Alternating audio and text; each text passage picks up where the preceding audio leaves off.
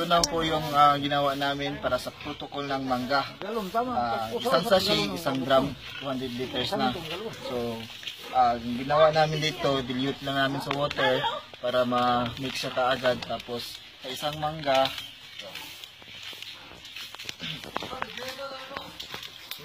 sa puno ng mangga, ginawa namin, nag-range kami sa lupa ng 2 meters para Doon namin ilagay. dito na namin idilig itong King Humus Plus. Sa isang puno ng mangga, 6 liters lang po ang ilagay natin. Ito na yun siya.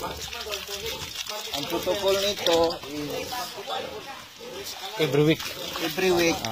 Guys, ito na po yung protocols na mangga na ginamitan ng King Humus Plus, no? So kung nakita po ninyo, yan po yun si Sir Edward Aquilino.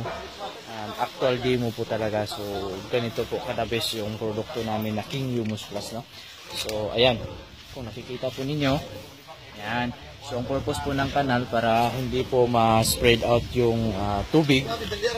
And then yung application nyo po is every week. So for the recovery po, then ang purpose po nito is nag-preserve po tayo ng pagkain sa lupa para yung tanim natin may ma-sustain or may makuha na nutrients sa lupa, no? Yan. Yan. Yan po si tatay, no? Yung nag-dilute ng King Humus Plus. Yan. Okay. Yan. So ito po yung sa King Humus Plus. So yan. So 1 in 1/2 gallon. Yan.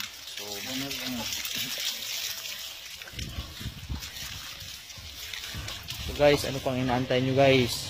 Kung sino po yung may mga kakilala dyan na may manggahan, gumamit na po kayo ng King Humus Plus, no? basta every martes lang sir, pag-ilig, kung mahurot ka niya, basta kini sa 200 liters ni sa kadram, so kung mahurot ka niya, magbuto na punta dugan na po. Taga martes lang din ka, oo. Tamang pag down, pila ka bulan ng kuanan eh. Ang 2 months. 2 months. 2 months. Pwede na ka mag-buto, pwede na buo at nakakuha ng kanal sir, magtitigil sa kapili. Umay mo batang duwa kay napapag-action bunga. Sige lang. Oo. Mas gwapo kung namo sprayer, sir. Pa-sprayan po nato siya para ma-tight niya ang mga flowers or bulak. Ayan.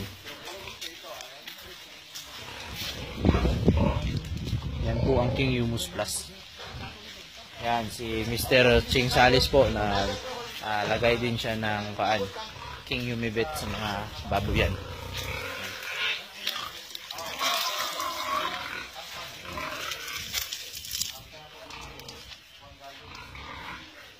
Okay. So after 1 week po, magbalik kami dito.